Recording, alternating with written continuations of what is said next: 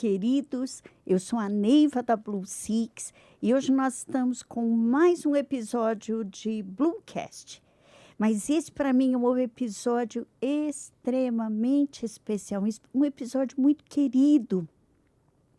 Algumas pessoas, ao longo da nossa vida, elas nos marcam de maneira que nunca mais aquilo vai poder sair da tua história.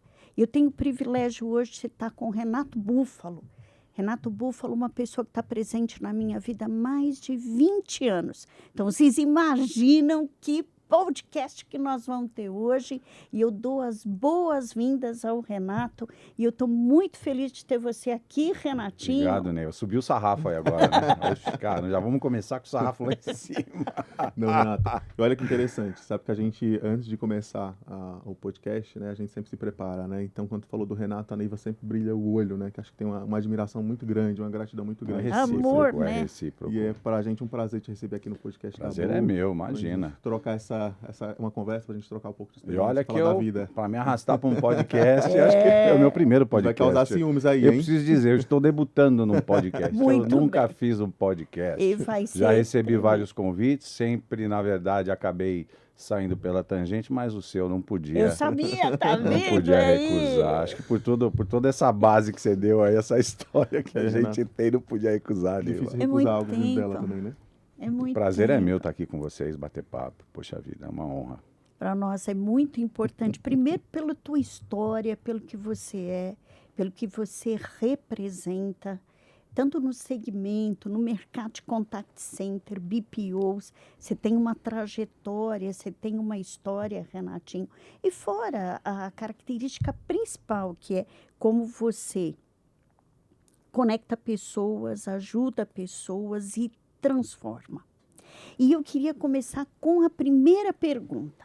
Você começou a tua carreira lá como operador. Nós conhecemos a tua história quando você conta nos encontros de líderes. Em que momento da tua vida você viu que de operador e todos os outros cargos que você já participou, já teve, você não queria mais só bater meta? Você queria impactar vidas. Em que momento deu essa mudança, essa chave? Poxa, Neiva, são muitos anos em BPO, especialmente aí em Contact Center, fazendo isso. Eu já vi e fiz de tudo, acompanhei todas as transformações que o setor passou ao longo desses anos, né? E já liderei muita gente. Se eu pegar na minha história, eu já tenho mais de 20 anos, eu acho que mais 28 anos que eu sou gestor de alguém, que eu sou responsável por gerir alguém. Mas no início não tinha essa ficha de que eu tenho que impactar as pessoas, transformar a pessoa. Muito pelo contrário, começou de uma forma bem sem querer, né? Na verdade, eu sempre gostei de reunir a turma para, fazer ponto de situação. Como é que a gente está, apresentar resultado, como é que nós estamos, para onde a gente vai, né? Como a gente vai chegar lá. Mas acaba se tornando uma reunião chata. Se eu falar só de resultado, acaba se tornando uma reunião chata. Então, eu sempre tentava trazer algo a mais. Eu tentava falar de um outro tema também, investindo no ser humano. Porque eu acho que a gente é um só. Só que a gente desenvolve vários papéis. Nós temos vários papéis. Somos pai, somos mãe, somos marido, somos esposa, somos profissionais. Mas somos uma pessoa só, né? Que desenvolve e tem vários papéis. Então, sempre eu procurava trazer algum tema que pudesse ser aproveitado de alguma forma. E isso começou meio sem querer. A gente começou a fazer os eventos, então eu fazia as reuniões, apresentava os resultados, e eu sempre me preocupava em trazer um assunto diferente para gerar algum tipo de provocação e reflexão. Eu queria trazer palestrante, mas às vezes eu não tinha orçamento. E o que eu fazia, eu vou ter que me virar. E aí eu pesquisava, estudava e começava a montar um material e comecei a apresentar. Isso ganhou muito mais força, né, dos últimos, 15 anos para cá, onde eu comecei a fazer eventos um pouco mais grandiosos, ou seja, reunia um monte de gente num único lugar, e aí passava os resultados, firmava compromissos, apresentava as metas, e aí tinha uma segunda parte, né, que era gerar provocação, gerar reflexão. Então a gente falava de liderança, inteligência emocional, falava de coragem, falava de medo. E o mais engraçado, cara, que ao longo do tempo eu comecei a perceber que eu não fazia o encontro para eles, fazia para mim. Olha só. Eram coisas que eu precisava trabalhar em mim. Todos os temas que eu achava que eu tinha que trazer para eles eram coisas que eu precisava trabalhar em mim. Mas você já tinha isso tão forte em você? Isso é que tá. Às vezes a gente acha que nunca tá bom, né? O conceito de liderança, de gerar propósito para as pessoas, de falar sobre inteligência emocional, que é tão importante sobre isso, né? Hoje em dia, eu acho até que num líderes que são muito admirados, tem uma pesquisa que diz que o quociente de inteligência, ele é até menos importante do que o quociente emocional, né? Inteligência emocional, ele é uma característica muito forte de líderes muito admirados. Então, eu tentava trabalhar isso em mim. Quando falava de medo, eu tenho vários medos na minha vida. E quando eu fui falar de medo para eles, eu estava, na verdade, fazendo um processo de autoafirmação e trabalhando os meus medos. Eles podem não saber, mas eu estava ali me autoafirmando. Só que eu fazia uma adaptação na hora de fazer essa transferência de conhecimento para que eles pudessem entender e gerar as provocações e reflexões que eu queria, né? Durante esse período, eu também tentava trazer alguns palestrantes, né? Eu trazia gente de fora. Quando eu tinha alguma verba, algum orçamento eu conseguia, eu trazia. Mas o que eu percebia que era um pouco mais difícil de gerar conexão. É mais né? frio, né? Porque às vezes a coisa é meio pasteurizada, né, cara? Os caras têm material meio pronto assim, e ele replica aquilo. Se você for ver todos os lugares que eles aplicam, é igualzinho, né? É quase que uma gravação. E eu queria alguma coisa um pouco mais dentro da realidade deles. Como eu já fiz de tudo, conheço todas as dificuldades, as características de todas as funções. Você já passou por tudo quando foi já dentro fiz. de call Então fica mais fácil trazer exemplos, fica mais fácil trazer exemplos situacionais para que eles possam refletir. E a gente também montava os materiais, né, para a realidade deles. E adequa o padrão de linguagem ao padrão de entendimento para que gere mais reflexão. Eu sempre digo, né, Neiva, esses eventos, a gente não vai conseguir gerar reflexão em todo mundo. Não. Sabe por quê? Porque quem está ali naquele momento, você põe aí um cinema com 200 pessoas, que é o que a gente costuma fazer. Tem gente que está com problema de dívida, tem gente que acabou de perder o pai, a mãe, que está desempregado, não, mas que está com problema familiar, que descobriu uma doença. Então você tem pessoas ali em várias situações diferentes que estão propensos a receber determinada informação, ou mais abertos ou menos abertos, né? Então, esta preocupação de repetir, de falar com veemência, de saber colocar a informação é importante, porque dependendo do tema que você traz, você gera mais receptividade, né? E gerando mais provocação, gera mais reflexão. Então, eu acho que nem todo mundo vai sair reflexivo, mas se você fizer uma boa adaptação da linguagem, você consegue atingir a maioria, né? Nem todo mundo está preparado para receber aquilo. Tem gente que entrou, assistiu uma palestra muito boa, viu sobre um tema muito legal, mas, cara, não fez sentido para ele naquele momento. Talvez se você repetir a mesma palestra para ele daqui 3 meses, cara, aquilo é uma bomba, cai uma ficha enorme na cabeça dele. Eu tenho consciência disso, né? Mas a gente procura fazer um material onde eu consiga atingir o maior número de pessoas possível, com provocações, inclusive. E atinge exemplos mais vivenciais. Nós já assistimos, vocês já assistiram ao A gente tinha... Você sabe assim, Renato, eu comecei também lá em 2009 como monitor de qualidade, e um grande sonho, acho que era um desejo meu, eram 2, na verdade, né? A Neivinha era extremamente famosa na época da outra empresa. Sempre foi, né? Todo mundo falava Neivinha, Neivinha, era como se fosse uma entidade nos lugares. Eu sou mais velha que todo mundo. E aí, era um sonho ter contato, trabalhar com a Neivinha. Esse foi um sonho que realizei, estou até hoje com ela, inclusive ela me atura até hoje. E um outro sonho, eu lembro que eu era monitor de qualidade em 2009, era participar do encontro de líderes com você. Existia o Renato Búfalo, encontro de líderes, sou o primeiro encontro de líderes que teve na Fundetec. Inclusive, eu não participei, obviamente, eu era monitor de qualidade, mas era um sonho, um desejo, também realizei quando a gente acabou trabalhando junto em outra empresa. Legal. Acabei participando de 2 encontros de líderes. Para mim era sempre, eu acho que cada conversa ou cada ponto que você trazia impactava de forma diferente cada pessoa. Acho que me impactou de uma forma também, acho que me ajudou nessa jornada, acho que para completar essa jornada. Quando você olha para o teu histórico, pensando em tudo que você passou, todos os caminhos que você foi, toda a jornada que você teve como ser humano, né? Que acho que o profissional não se divide, mas como ser humano, o que mais te impulsionou, assim, como líder, assim, falando sobre liderança, o que mais te impactou, o que te fez ser o líder que você é? Porque você é um cara que inspira, independente do que você fala que não, Obrigado, você é um cara muito Danilo, básico, obrigado. você é um cara que inspira, sim. O que você acha que foi essa transformação como líder? Cara, eu vou te dizer uma coisa, assim, ó, ao longo de todos esses anos na liderança, uma coisa eu posso dizer a você, pode parecer um jargão, mas não é, né? Aonde eu aprendi mais como líder, aonde eu me forjei mesmo, aonde você ganha o tal da casca grossa, podemos assim dizer, é nas chute, porrada e bomba, né? São nas situações de tempestade. Não dá para saber se você não vai conseguir formar líderes bons que tomam boas decisões, que põem a bola no chão em mares calmos. Então, eu falo para as pessoas, agradeça por cada funcionário difícil que passou na sua equipe. Agradeça por cada cliente difícil que você teve dificuldade ali de se relacionar, de fazer as coisas acontecer.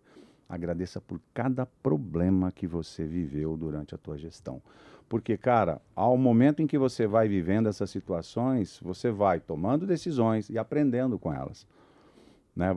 São nessas situações difíceis que você se forma, que você adquire experiência. Se você tomou uma decisão errada numa determinada situação difícil, na próxima você, opa, peraí. Não comete o mesmo erro, né? E mais importante que isso, né, cara? Quando você passa a se conhecer mais. Quando você se conhece mais, você vive essas situações, você vai passando a perceber teus limites. Ó, eu vou parar aqui, porque se eu avançar, eu faço merda. Ou eu vou, por exemplo, eu não vou mandar esse e-mail, não vou... Ou seja, não vou me posicionar, eu não vou falar isso agora, vou mais ouvir.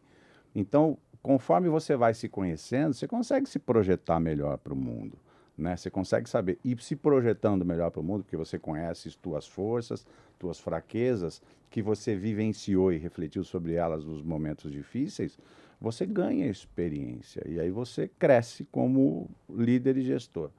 Não é fácil, eu cometo muitos erros até hoje, né? A gente faz muita besteira até hoje, mesmo depois de muitos anos na liderança.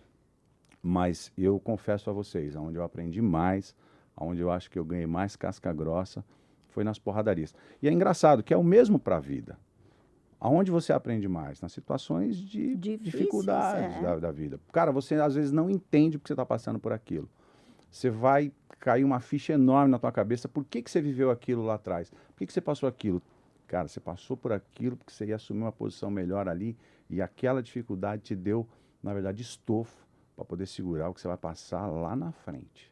E aí você, com mais temperança, experiência, segura esse reggae que vai vir aí, né? Penso eu, tá? Pelo menos assim, Danilo, foi assim que eu acho que eu aprendi mais.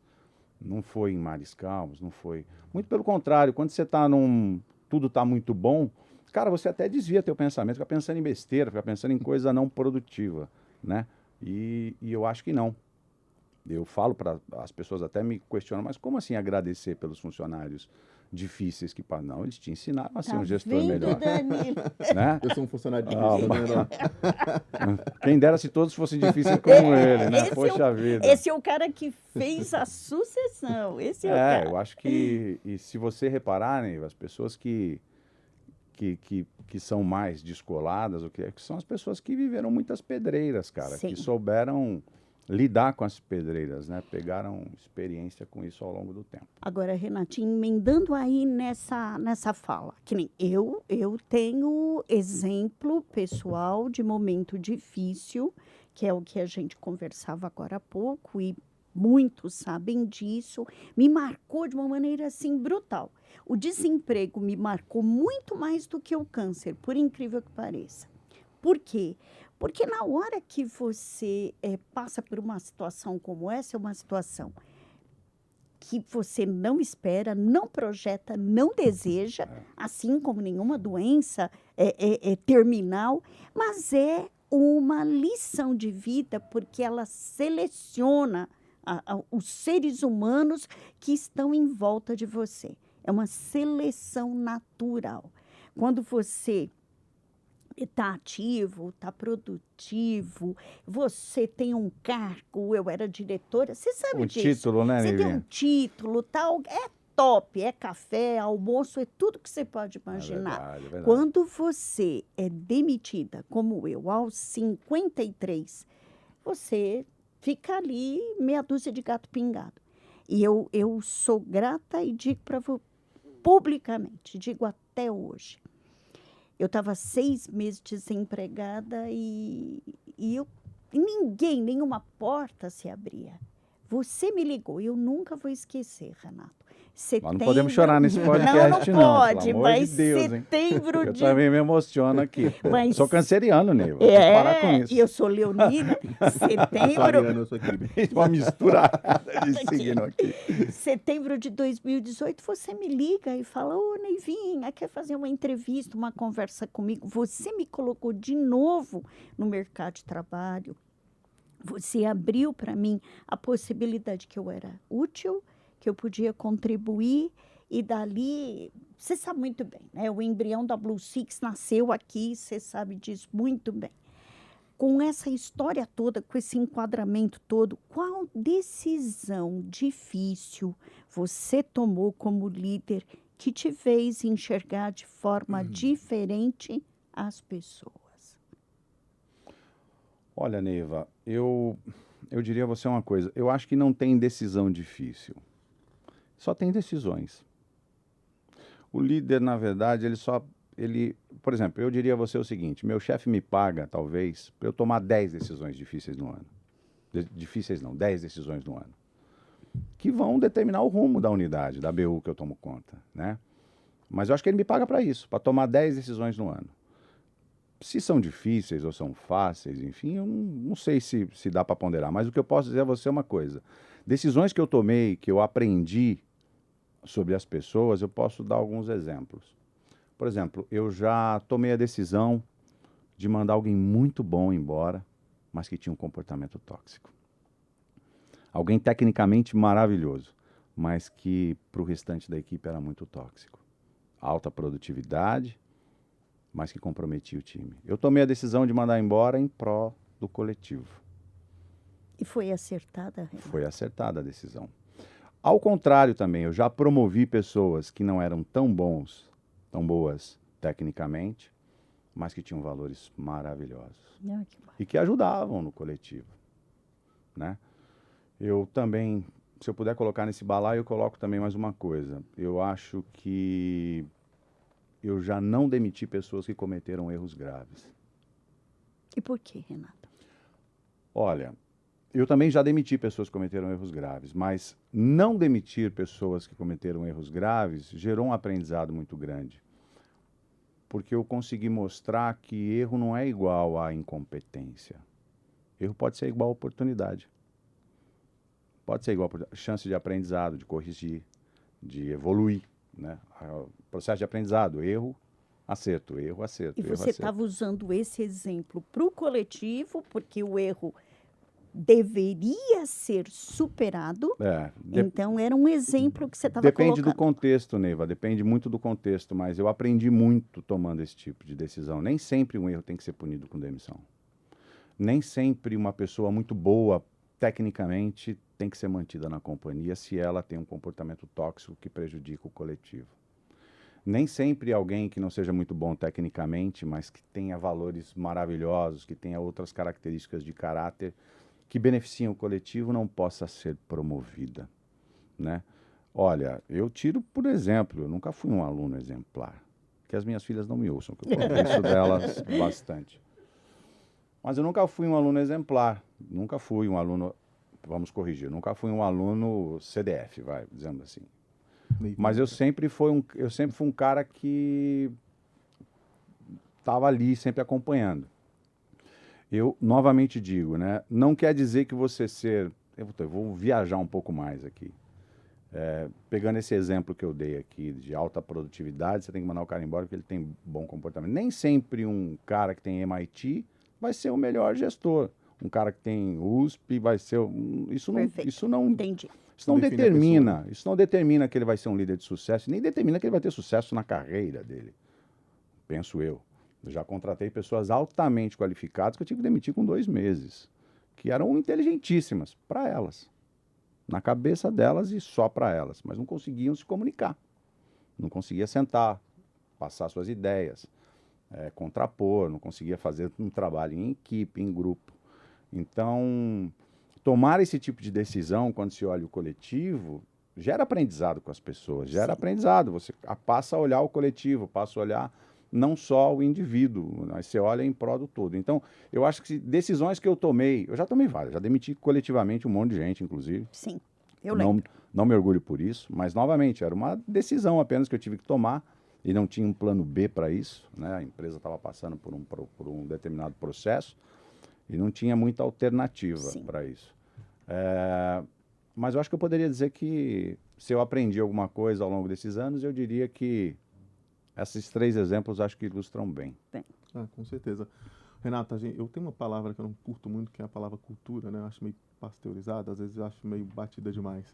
Mas como que você consegue, por exemplo, você passou por diversas companhias, com um número gigante de pessoas, de colaboradores, como que você acha que você consegue, o que você colaborou, que talvez criou um modelo onde essa cultura talvez de valores, de resultados, de pessoas, de preocupação, que você consiga talvez levar para todo mundo, que todo mundo consiga talvez entender essa mensagem e participar desse modelo de cultura. Como que você acha que você conseguiu fazer isso dentro das companhias que você passou?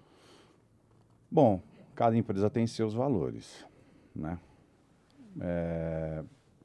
Que vão determinar o modelo de comportamento onde ela quer chegar, né?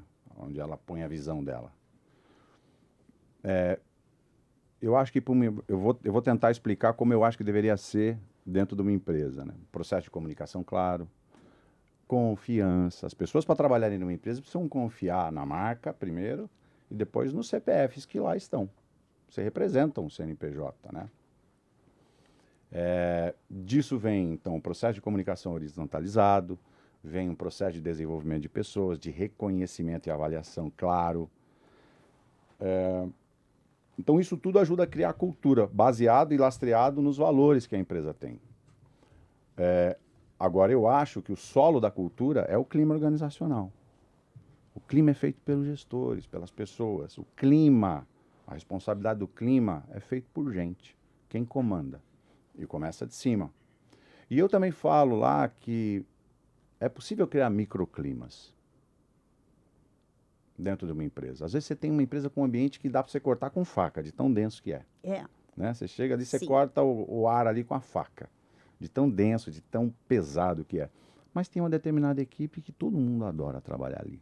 Uma área, tal. E às vezes você vê pessoas assim, eu queria tanto trabalhar ali na sua equipe, eu queria tanto mudar e trabalhar. Aquele gestor criou um invólucro, uma cápsula de um clima, um microclima organizacional dentro da equipe dele. Ou seja, ele trata com respeito, ele trata com isonomia, ele trata com igualdade, ele se preocupa genuinamente com as pessoas, independente do peso ou da porradaria que ele toma. Então, eu acho que o clima organizacional é o solo para que uma cultura se estabeleça, floresça e se consolide, se solidifique. Eu, na verdade, tento criar um bom clima organizacional por onde eu passo, né? Eu não gosto de gestão por conflito. Acho que as pessoas precisam debater, precisam discutir, mas não gosto de, puxada de tapete entre as áreas. Eu não curto isso. Eu acho que, cara, vocês querem até combinar o jogo aí? Combine o jogo. Faz que eu não estou vendo, né? Eu já vi isso também. Faz que eu não estou vendo. Combine o jogo. Vamos focar na entrega. Vamos focar no que precisa ser feito. Não tem problema nenhum. Processo natural de aprendizado e evolução, né, deles. Então, cara, pretendo criar sempre um clima organizacional que seja adequado. Um ambiente respeitoso, isonômico, né? Mas eu não sou um cara eu sou muito brincalhão. Até estava comentando com você que eu sou um eterno quinta série. Eu amo, adoro, não sai de mim a quinta série. Quem me olha assim fala, pô, o Búfalo é todo sério, não funciona nada. Me conhece 2 minutos que você já fala totalmente o contrário. Então, eu acho que seria mais ou menos nessa linha, viu, Danilo? Não sei se eu respondi tua pergunta. Respondeu, sim. Mas eu acredito muito nisso. Eu concordo contigo também. Agora, Renatinho, tem uma coisa assim. Quem conhece a tua trajetória já te viu em várias etapas. Eu te conheci na época que você saiu de coordenador para gerente. depois foi superintendente. Quando eu estava em Portugal, você foi promovida a diretora. Eu te mandei um livro de presente. Sou diretor, e agora? Agora, isso Não é? mesmo, é isso mesmo. Te mandei um livro. Eu quase que escrevi, feliz. fudeu. Não pode falar, corta aí do... Sou diretor agora, lascou, ferrou. E eu mandei um livro, fiquei super feliz. E você comanda ser um diretor executivo de uma grande empresa. Quando cresce, eu não estou falando que a tua ascensão foi muito ralada, muito sofrida, porque a gente sabe como é. Quando cresce, e se cresce rápido, a gente se distancia, né? Então, a gente se afasta da base, das pessoas da origem, ou a gente compromete a consistência? Onde é que o negócio fica ou compromete? Ney, vou crescer rápido. Quando um gestor escala muito rápido, é natural que ele perca alguma proximidade, porque ele tem novas agendas, novas dificuldades, novos problemas, né? Aumenta, ele sai mais, ele começa a ver a coisa de uma maneira mais de fora. Então é natural que ele se afaste um pouco. Mas ele não pode se afastar ao ponto de perder os padrões, porque a consistência ela está lastreada em padrão, né? Os padrões de entrega de qualidade, os padrões de execução. Então, o tal do bom feito conferido, ele funciona muito bem. Então você pode sim se afastar, mas aquela cultura que você deixou, aqueles valores que você deixou para a equipe, precisam estar lá, enraizados. Então, de vez em quando, você pode sim se afastar. É natural até que você, escalando demais, se afaste um pouco. Mas você tem que, de vez em quando, ir lá fazer o feito conferido para garantir que não tenham decisões difusas, que não tenham aí, que as áreas estão tomando outras decisões que vão impactar na entrega dos resultados, e aí a consistência vai embora. Você está falando de voltar ali para o operacional, porque você sempre foi um diretor que você sabia tudo que estava acontecendo. Você sabia do que estava se passando do restaurante da empresa até os links de dados. Eu entro em banheiro até hoje. Eu sei. Nas visitas eu entro em banheiro até hoje. Você sempre foi assim. Então, a tua recomendação é, pode crescer sim, vai lá, tem o direito de sonhar, galgar novos postos, mas não se distancie de onde você veio. Não esqueça de onde você veio. Nunca, jamais. Eu acho que, por azar da turma que trabalha comigo, eu consigo discutir TMA com eles. Discute, plano de ação. Discute mesmo, discute. Né, não consigo, eu consigo... Feedback, se foi aplicado. Entrar, se foi a qualidade do tipo de plano de ação que você está criando. Cara, eu acho que, para a infelicidade deles, eu conheço um pouco de tudo. Então, não me enrolam, difícil me enrolar. É verdade. Numa reunião dessas, né, reuniões operacionais, quando eu resolvo descer no buraco do queijo, aí eu acho que aí a turma fala, opa, ops. Isso é um diferencial grande, Renato. Hoje a gente vê muita superficialidade, né? E aí a gente fala até de tudo que a gente conhece aí do ponto de vista de mercado. Pessoal que usa frases feitas bonitas, né? Entra numa reunião, arrasa com uma frase, pouco contribui, sai. A gente vê reuniões de conselho assim, eu já escrevi artigos sobre isso, mas a gente não, quando você entrava, você falava assim, ai Jesus, ele vai fazer chamada oral. E fazia, porque sabia que tinha conhecimento do negócio. Isso é um perfil raro. Ney, você sabe de uma coisa, assim, ó, eu durante algum tempo eu assumi áreas das quais eu não tinha experiência nenhuma. Por exemplo, a parte de facilities da companhia, eu cuido já há bastante tempo, né? Mas quando eu assumi, eu não tinha a menor ideia, né, da parte do que era uma área de facilities, documentação legal, todos os, né, para você garantir o funcionamento de uma empresa, até de uma lâmpada a uma fechadura de porta rangendo, enfim. Todos os requisitos para isso. Mas, cara, eu aprendi uma coisa muito interessante ao longo desse tempo. Fazer as perguntas certas te ajuda. Sim. Então, você até pode não saber tecnicamente, mas, cara, se você faz as perguntas certas, se tiver algum problema, ele brota. E você começa, aí sim, a pegar o jeito de tudo aquilo. Então, eu acho que, Neiva, um dos grandes segredos também, nessa escala, quando você escala demais, para não perder essa consistência aí também, é saber fazer as perguntas certas nos momentos certos. Né? Segredo tá na pergunta. Sem dúvida, sem dúvida. Perfeito. Renato, falando, por exemplo, da tua experiência de BPO, né? Você é um cara consolidado, um cara que tem uma trajetória bonita e uma trajetória, acho que, fantástica quando a gente está falando de BPO. E quando a gente olha, por exemplo, para as empresas que você passou, nas empresas que você acompanha, o que é que você entende que falta nessas companhias ainda para entender sobre experiência? E aí a gente vai quebrar isso em duas coisas. Quando a gente fala de experiência de cliente, eu acho que a gente vem falando tanto sobre experiência do cliente, assim como a gente fala sobre IA, que acho que se tornou uma coisa muito batida, né? E eu acho que experiência é muito individual, não adianta eu querer vender uma filosofia, na verdade entregar uma coisa super difícil, então colocar no atendimento a responsabilidade de entregar uma experiência que na loja não teve, ou no site não teve, ou no uso do produto e serviço não teve. Impossível. Mas a gente vai olhando, por exemplo, do que falta nessas empresas, né, quando se fala de experiência do cliente, o que elas ainda estão pecando, mas também o que elas estão pecando em experiência do colaborador. Gente, pessoas. Vamos lá, vamos dividir essa resposta em duas. Primeiro, a experiência de quem contrata. Já evoluiu muito ao longo dos anos, né? Eu me lembro quando eu comecei em call center, cara, o tal do TSF era o mais importante, o Time Service Factor, atender. Cara, atende o cara, fala alô, que tá bom, depois a gente resolve com o resto. O mais importante era dar acesso. Depois não, o cara começou a se preocupar com resolução e, cara, viu que custava caro, custa caro, né? Depois veio a era do cliente 2.0, depois veio as soluções, a jornada. Cara, tudo isso evoluiu, né, ao longo desses anos. Eu digo que as empresas melhoraram bastante, elas vêm, os contratantes vêm, eles vêm corrigindo muito processos, né? A grande questão está no como nasce isso. Às vezes você lança um produto ou lança um serviço, cara, a oferta é muito boa, mas o backstage está comprometido. E aí falta alguma coisa e compromete a experiência do cliente. Porque tudo é gestão de expectativa. Sim. Né? Você vendeu alguma coisa, o que ele quer? Que aquilo venha bonitinho, do jeito que você prometeu. Funcione. Gestão de expectativa. Tem o exemplo da gestão de expectativa que ilustra qualquer coisa. Você, por exemplo, você chega para a sua mulher e fala assim, no meu caso, nós vamos jantar sábado à noite naquele restaurante que você mais gosta. Aí você fala isso na segunda-feira. Fala isso na segunda. Na terça ela já está indo marcando cabeleireiro, unha, está vendo a roupa que vai usar, que ela fica a semana inteira pensando no diabo do jantar.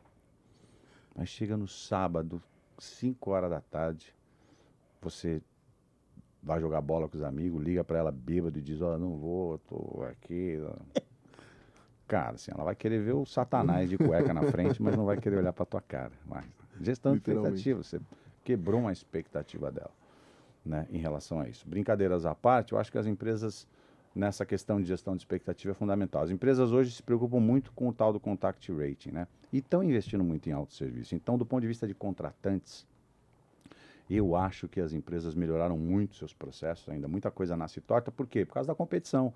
É natural criar coisa nova, oferecer coisa nova. Porque hoje as empresas estão mais no rouba-monte do que qualquer outra coisa, né? Tem muito player em muito segmento. Então fica um roubando um monte do outro. É uma briga desgramada para isso. Lança serviço novo e tudo mais, às vezes o serviço não está 100% redondo.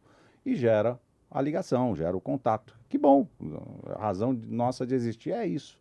Nós estamos aqui para isso, para atender o cliente do meu cliente, senão não existiríamos.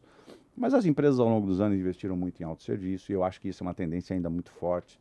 As empresas vão dar muita autonomia, está na palma da mão, tudo hoje em dia, então... É natural que daqui a pouco isso... E essa geração que vem vai consumir menos o contact center tradicional. Se fala o alô? Essa geração que... Porque eu acho que essa geração que vem, quando começa a se tornar economicamente ativa no mercado, esses caras nem sabem o que é ligar para um call center, cara. Não vão nem querer saber, vão resolver tudo pelos dados ali e tudo mais. Então o mercado vai se transformar no futuro. Quando se fala do impacto da IA e tudo mais, que se fala, vai ficar com o que é mais complexo, de fato, acho que vai ficar com o que é mais complexo. Mas nós vamos ter uma redução natural por comportamento, por impacto geracionista, penso eu. Tá? Para as minhas filhas, a internet sempre existiu. Para as minhas filhas, o celular faz parte do corpo, cabeça, tronco, membro e celular. Né? O corpo, uma anatomia foi redefinida para elas, né? Vem junto. Ó, qual que é o teu? Veio com iPhone ou veio com Android ou iOS, né? É assim, qual é o sistema operacional instalado em você quando você nasceu? É assim, cara. Então, eu acho que os contratantes evoluíram muito. Do ponto de vista, e ainda acho que vão continuar evoluindo, com IA e tudo mais, sempre preocupado em reduzir contact rating, né? Porque Quando se gera, obviamente, se cria um produto e um serviço, fica se preocupado. E se você pegar, Neiva, assim, ó, se você olhar o contact rate das empresas, é 5%, no máximo, 5% tá ruim pra caramba. É 2%, 3%, 4% que liga, liga para poder solucionar um problema. Então, não é que está um caos, mas quando ele liga, nós temos que dar um bom serviço, sem temos que dúvida. fazer um bom atendimento. Por quê? Porque custa caro perder cliente. Custa Com caro certeza. pegar outro, inclusive. 4 vezes mais caro, né? Então, eu acho que do ponto de vista de contratante é isso. Do ponto de vista de quem contrata um terceiro, eu acho que a gente precisava mudar essa questão. Assim, aí eu vou falar um pouquinho sobre pensamento de Renato Búfalo de muitos anos. Eu acho que a gente precisa mudar um pouco isso e deixar de tratar isso como um subemprego. Nós somos um dos setores que mais emprega no país. Sem dúvida. Nós somos um dos setores, nós somos porta para o primeiro emprego Sim. no país, até hoje, né? E nós temos uma responsabilidade social alta. Essa molecada, esses gestores que a gente tem lá, eu falo, cara, vocês têm uma responsabilidade absurda, porque vocês são a primeira referência de chefia para muita gente que adentra o mercado de Sem trabalho. dúvida. O que vocês vão ensinar para esses caras logo de cara? Assim, vai se decepcionar. Então, eu acho que do ponto de vista ainda, eu acho que as empresas precisavam entender que, cara, custa caro fazer giro de turnover. Investir em empowerment para essas pessoas. E investir em empowerment com controles para evitar fraudes. Se você dá mais remuneração, dá mais empowerment, fica mais barato. Aquele tal do First Call Resolution, a chance dele acontecer é melhor. Você não precisa ter N2, não precisa ter N3, você não precisa criar vários níveis de resolução ou de controle. Eu acho que tínhamos que pensar alguma coisa mais nessa linha. Eu sei que ainda para grandes volumes isso fica meio impensável, né? Mas com o auxílio da inteligência artificial e da tecnologia, eu acho que a tecnologia vem para ser uma aliada nesses controles, Sim. subir os alertas. Sim. Ó, tem um problema aqui, mesmo com o empowerment que você deu. E levar até o nível de alerta, né, Renatinho? É isso. Não ficar naquela questão básica, aquela carne de vaca, como fala minha mãe, o negócio... É enxugar gelo, né? o tempo É enxugar todo. gelo. É elevar o nível. E tem um ponto que você falou que é muito forte, a questão de... Eu tenho um orgulho imenso de ter vindo de call center, ter atendido, vendido fita crepe. Eu repito a minha história por onde eu passo. E na Blue não tem uma pessoa que não tenha sentado na PA. Legal. Hoje a gente trabalha com tecnologia, a gente trabalha com inteligência artificial, mas todos esses caras vieram de uma PA. Então, não subestime esse público em hipótese nenhuma. É a oportunidade que se dá. Ô, Ney, você sabe o que eu falo? Um profissional de contact center, de BPO, cara, ele é um cara diferenciado. Porque, principalmente o gestor que cuida desse tipo de operação, porque ele é muito polivalente. E ele é muito jovem para assumir uma equipe de 20 caras. Cara, cuida de uma porrada de SLAs ao mesmo tempo. Tem que entregar aquilo, fazer aquilo rodar. É muita polivalência, cara, para fazer a coisa girar, entendeu? E eu falo para as pessoas, sintam orgulho do que vocês fazem, Tem cara, que porque sentir. isso é, sabe, orgulho de pertencer a essa... Porque tem gente que pode ter vergonha de ser... Sim, com certeza. Ah, o que você trabalha onde? Eu trabalho no escritório. Não, cara, não é isso não, bichão. tem, Você é um não. profissional Tem de que ter atendimento. muito Não é orgulho. para quem quer não, meu amigo, né? Tem que ter características e qualidades específicas para fazer o que você faz, né? Capacidade de resolução de problema, capacidade de argumentação, capacidade de comunicação, através de um meio de comunicação que pode ser É um frio. psicólogo, Renato, Poxa porque ele vida, cuida lógico. das pessoas. Lógico. A mesa de um supervisor é uma bacia das almas, Cara, passa tudo por lá. Bacia das almas, eu não diria nada melhor do que isso. Mas Exatamente, cara. Passa tudo Ah. por lá. Então, é um motivo de orgulho, é um motivo de crescimento, de aprendizado. Tá aí, Renatinho, você, Renatinho, tá aí. Esse é um ponto forte. Agora, Renatinho, eu emendo um pedaço aqui que é: tem dilema ou não a questão da eficiência operacional com a humanização? Você vê dilema nessa história? Ou você consegue juntar as duas coisas? Alta eficiência operacional, porque eu sei que você é um cara que acompanha e cobra. Você não aceita meio certo. Não, eu cobro mesmo. Acho que as pessoas, quando se propõem a fazer algo, precisam ter responsabilidade com aquilo. Neiva, eficiência operacional e humanização, para mim, andam par e passo. Né? É um binômio que eu não consigo desassociar um do outro. A eficiência operacional, as empresas, vejam só, elas trabalham por maior produtividade. Vamos pensar, as empresas trabalham por maior produtividade. Quem é mais produtivo leva mais. Quem é mais produtivo leva mais. Perfeito, Danilo. Se você pegar a tríade pessoas, processos e tecnologia, tecnologia traz maior produtividade. Bons processos trazem maior produtividade. Quem sustenta a tecnologia? Pessoas. Quem desenha processos? Pessoas. Do outro lado, está o tripé pessoas. Então, se você não cuidar das pessoas, não humanizar a gestão, não ter empatia, não cuidar do clima, não tratar com respeito, a tríade cara, você vai fazer gestão por medo? Não. Você até pode entregar resultado por um tempo, mas você começa a ter problema de engajamento, você começa a ter turnover, e você começa a perder a essência, né? Eu acho que a humanização é fundamental. Olha, cada vez mais, Neiva, eu digo a você, pessoas que entendem, com essa evolução toda tecnológica, as pessoas que entendem de gente vão fazer muita diferença nas empresas. Aí, Renato. É você, cara. O teu negócio... Isso é você que fala. É você. Eu acho, Neiva, te juro, com esse boom de tecnologia, as pessoas, com essa individualização, porque as pessoas estão muito presas no seu celular, na sua rede social. Olha, eu recebo... A coisa mais... Você sabe o que me deixou mais de bode um dia? Foi receber feliz aniversário da minha mãe, tadinha, que Deus a tenha, ela morreu, pelo WhatsApp. Quando a minha mãe me deu parabéns, filho, fez aniversário pelo WhatsApp, eu... Chorou. Quase cortei meus pulsos. Então, cara, eu falei, não é possível. Né? A digitalização cria um processo de isolamento, né? das pessoas, porque ela acha que está conectada com o mundo, ela se conecta com o mundo inteiro ali, na palma da mão dela, mas ao mesmo tempo ela se isola. Sim. Né? Então eu acho que, e aí esses medos, você vai criar pessoas com medos, com dificuldades, algumas que talvez gerações anteriores que precisavam falar. Você cancelar uma reunião antes, né? Você lembra? Cara, você não cancelava. Não. Porque como é que você falava com o cara? Então você tinha que ir lá no diabo da reunião.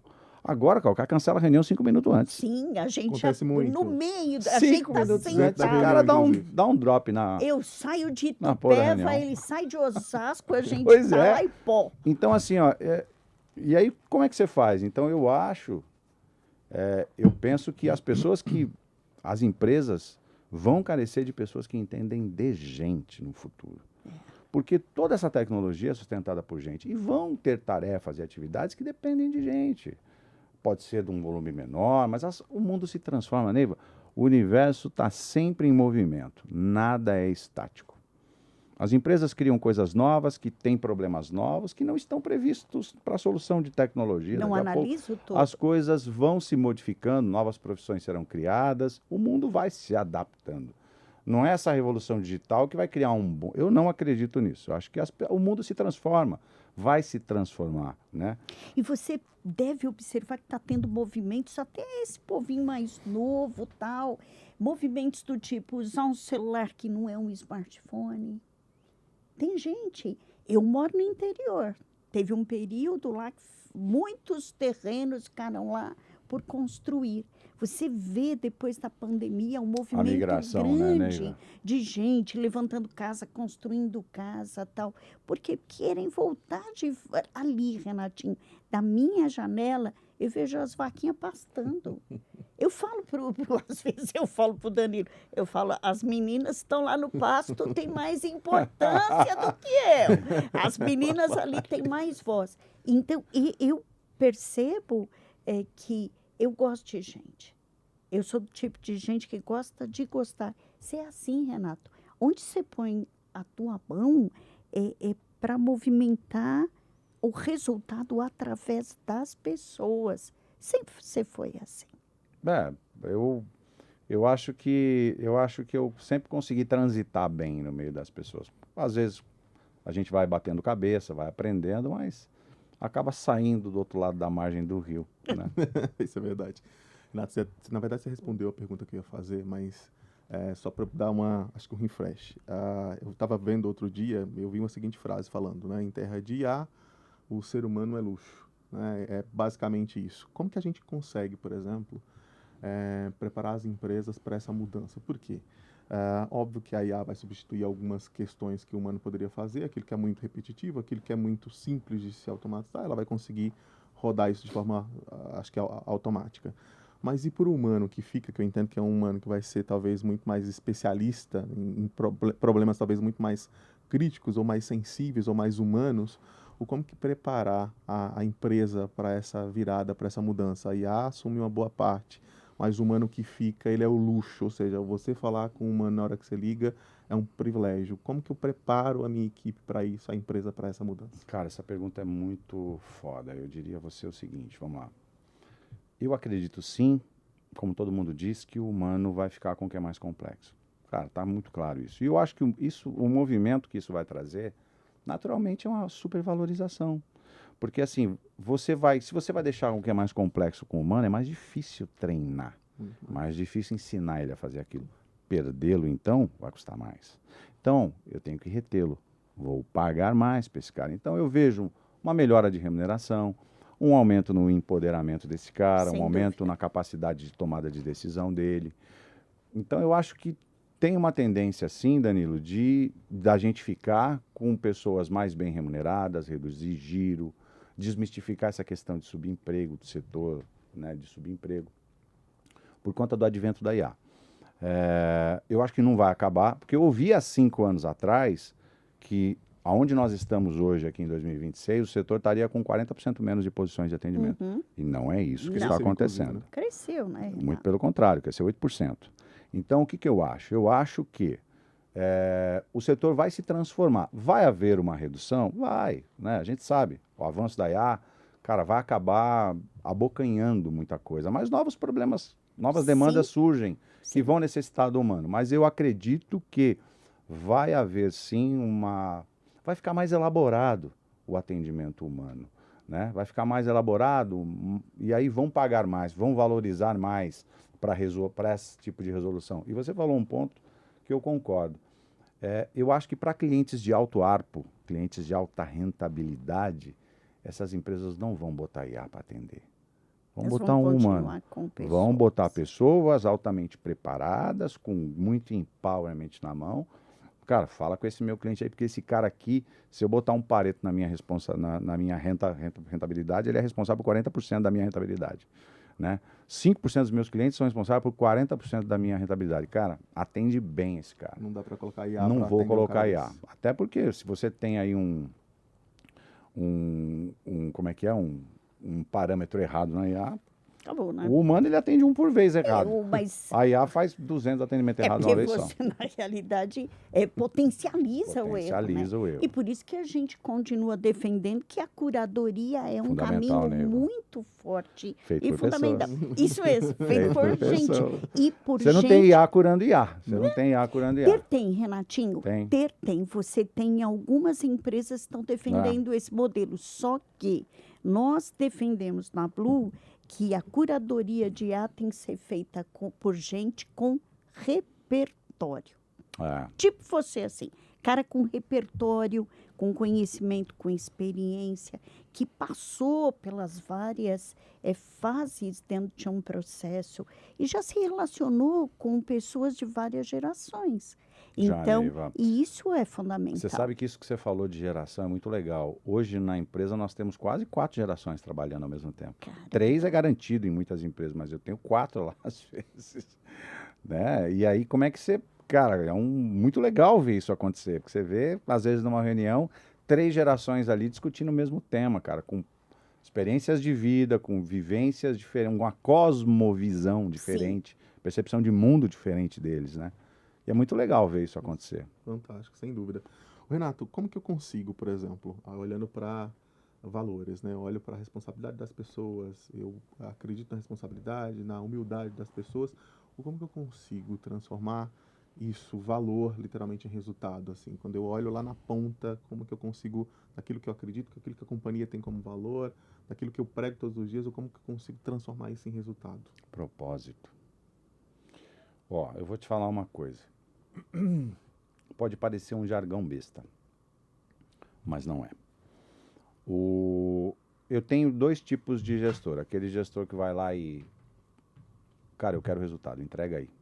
Cara, se você precisar de um feedback, eu te ajudo e tudo mais, mas entrega o resultado aí, bichão. E eu tenho... Cara, eu vou te dizer uma coisa. Esse middle management, ele é fundamental na companhia. Ele é mais importante que... Putz, vocês não fazem ideia qual a importância de um cara que cuida de uma célula de 30, 40, de 15 pessoas. Esse cara tem todo dia a chance de estragar o dia de 15 pessoas ou melhorar o dia de 20, 30 pessoas. E da empresa, e o resultado Da empresa. também. Então, você imagina, você tem 9 caras desses responsáveis por 20 ou 15 microcélulas dessas fazendo besteira todo dia. Esses caras são um problema. Você não vai ter o resultado que você quer, transformar isso em valor. Então, cara, eu digo a você, a camada que eu mais valorizo é esse middle management da companhia. E a gente fala de propósito, porque, cara, voltando, eu vou fazer um link de novo. A gente viveu muito isso e vive isso lá na companhia. Essa questão do subemprego, a gente tenta passar para essas pessoas um processo de mostrar propósito para as pessoas através de um processo de aceitação, entendimento e engajamento. A aceitação é, cara, você sabe o que essa função traz de bom para você? Pô, tô aqui para passar uma chuva, legal, mas o que ela te ensina? Capacidade de argumentação, melhora a tua capacidade de comunicação, superação de objeção. Metas. Ser guiado por Ser guiados metas. por metas e objetivos. Cara, mais do que isso também, é o teu ganha-pão hoje. É o que te possibilita hoje pagar as tuas contas. É o que te torna ativamente social. Você está socialmente ativo por conta deste emprego que você tem. Então, quando o gestor mostra isso para ele, ele entra num processo de aceitação. Sabe o que acontece? Ele deixa de brigar com a realidade, passa a enxergar a oportunidade / dignidade no que ele faz. Aí depois ele entra no processo de entendimento. O que é o entendimento? Cara, se eu deixar de fazer o que eu faço, o que acontece? Quem é impactado pelo que eu faço? Um cara que liga com uma dúvida, você sabe se ele está, como ele está passando, se ele está com uma doença, se ele perdeu o emprego, se o cachorro morreu, e ele liga para você. Todo mundo que te liga tem um sentimento ali, a importância de você prestar um bom atendimento, porque você não sabe quem está do outro lado, o que a pessoa está passando. Ser humano, literalmente. Né? E se você deixar de fazer o que você faz, o que acontece com o resto da equipe, com os volumes que era para você atender, o que acontece com... O que reverbera? Então, eu faço ele aceitar, ponho ele num ponto de situação, explico a importância do trabalho dele. E aí, cara, o engajamento vem por consequência. A motivação, ele deixa de fazer aquilo por obrigação e passa a fazer por motivação. Ele se sente parte integrante e importante de algo. E aí sim, a gente consegue fazer com que aquele profissional de atendimento que se achava... Ah, eu sou a última bolada, sou o último cocô do cavalo. Coca-Cola do deserto. Não, sou o mosquito do cocô do cavalo do bandido. Eu sou o mosquito do cocô que sobrevoa o cocô do cavalo do bandido. Ele se acha, sabe, ali pela função que ele tem, ele passa a ver valor no que ele faz. E ele passando a enxergar valor no que ele faz, cara, ele se engaja. E aí sim a motivação aparece, ele faz aquilo por motivação. Cara, a motivação é muito engraçada. Uma vez eu ouvi de uma pessoa que eu era responsável por gerar motivação nele. Eu falei, eu não sou. Não. Eu sou responsável em dar condições para que a sua motivação floresça e apareça. Sim. Mas a motivação é tua, não minha. Todo mundo tem um motivo. Ah, eu estou com sede, eu tenho uma necessidade fisiológica. Qual que é o meu motivo? Estou com sede. A ação, beber água, me hidratar. Tá com sede, né? E a gente está com motivação para tudo na vida, das coisas. Então, cara, não espere que eu lhe motive. Eu dou condições para que a sua motivação na empresa floresça e apareça, criando um clima, te tratando com respeito, com igualdade, dando chance de você falar. É isso aí que eu faço. O Renatinho, aqui eu vou por uma outra pergunta. Como é que você imagina? Você é um cara jovem. Obrigado, Neiva. Muito obrigado. Te amo. Eu te amo também. Te amo. Você é um cara jovem, você tem muito conhecimento, você tem muita experiência. Já falei, você sintetiza simplicidade e humildade. Você não valoriza cargo, você valoriza pessoas, realização. Sempre foi assim. Você quebra todas essas frescuras hierárquicas. Eu nunca vi você valorizar. Você respeita quem manda quem pode, obedece quem tem juízo. Você respeita, mas você não quebra isso, né? você torna as coisas muito mais simples. Como é que você imagina colocar tudo isso à disposição de gente que está nos assistindo? Como é que você pensa nisso, Renatinho? De que maneira contribui? Envelopar, encaixar Como é que isso, você entregar. coloca? É entregar. Puxa, Neiva, essa é uma pergunta difícil. Cara, eu nunca... As coisas na minha vida sempre foram acontecendo. Eu nunca fui atrás de... Das vezes que eu fui atrás, eu quebrei minha cara. Mas, Das vezes que eu fui atrás por orgulho e vaidade, sim, entendi. eu quebrei a cara. A humildade é fundamental, né? Simplicidade também, eu acho, Sim, para mim, sim. é fundamental. Puxa, eu não sei como eu sintetizo isso, porque vai de pessoa para pessoa, né? Mas uma das coisas que eu fiz ao longo desse tempo, que eu acho que me ajudaram muito, foi, por exemplo, no meu caso, eu deixei de me comparar com os outros. Isso me ajudou muito, Neiva. Me ajudou muito. Quando eu me comparava com os outros, eu me prejudicava. Eu me martirizava e ficava, por que que eu não posso? Por que que eu não estou lá? Entendi. Por que que eu não cheguei lá? Isso me deu paz interior para fazer as coisas no meu tempo. Se a pessoa está, é porque ela merece. Eu não conheço a trajetória de vida dela, né? E aí eu faço um link com rede social. Às vezes quem fica muito plugado em rede social se compara muito. Porque antes, no passado, a gente não tinha como ver a vida dos outros, né? Agora todo mundo fica vendo a vida dos outros. Mas é uma vida editada, né, pra Renatinho? caçamba, puta merda, muito editada. Então eu até digo, né, cara, eu deixei de ver rede social. Eu tenho rede social ativa, mas eu tenho rede social lá, mas eu não sou ativo nas redes sociais, eu nem olho a rede social, né? Então, quando eu deixei de me comparar com o outro, eu achei uma paz interior, Neiva, assim, ó, imensa a paz que eu achei, porque eu vou fazer as coisas no meu tempo, de acordo com o meu grau de merecimento, com as coisas que vão vir, no tempo que eu entendo de Deus, assim, para mim. Eu sou um cara temente a Deus, que eu acho que tudo tem um tempo para acontecer. Há um tempo para tudo, né? Eclesiastes capítulo 3, né? Eu gosto muito disso. Então, quando eu parei de me comparar, eu fiquei em paz. E eu acho que as coisas aconteceram mais naturalmente para mim. Eu não valorizo, de fato, se fulano é A ou B.